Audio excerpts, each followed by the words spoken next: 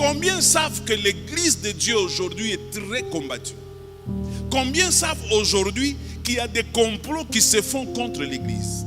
Je parie même, sans peur d'être contredit, que la période de Covid-19 avait été orchestrée par Satan et ses acolytes pour affaiblir l'église. Je parie. Et nous avons fait presque une année sans fréquenter l'église. Et chacun était chez lui en train de prétendre prier. Et d'ailleurs, les informations que nous recevions, il y a même des gens qui ont douté si Dieu existait. Ils nous ont pompé des informations comme quoi il y avait des morts en cascade dans les pays dits développés, notamment aux États-Unis et en Europe. Et nous, les Africains, nous étions saisis de panique.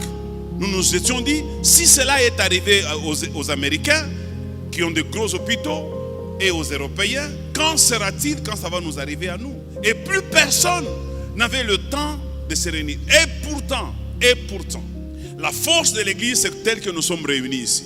Qui me donne un bon amen? La force de l'église ne se trouve pas dans l'individualisme.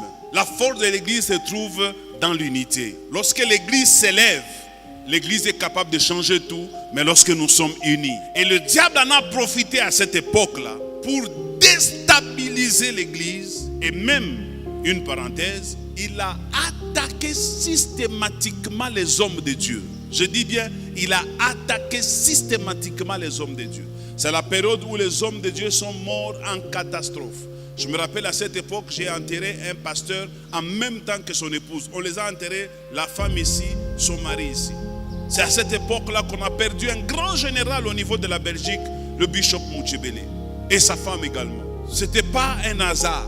Alors l'église doit comprendre que la période que nous menons maintenant, c'est une période post-Covid. Ça veut dire après le Covid. Alors maintenant nous sommes en train de voir les conséquences du travail qu'ils ont fait pendant une année, lorsque nous étions dans un sommeil. Et ils ont travaillé pendant une année tranquillement. Et aujourd'hui, le résultat c'est quoi?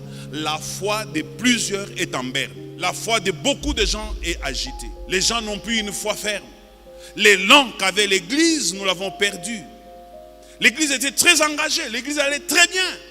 Mais à un moment donné, l'église, d'une manière générale, a commencé à boiter. Je regarde moi-même les cultes des grandes églises en Amérique. Je vois qu'ils sont très frappés sérieusement après le Covid. Vous regardez les églises comme les églises de T.D. Jakes.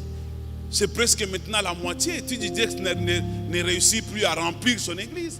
Vous regardez les églises comme les Creflo Dollar, les Joe Steen. Vous vous rendez compte que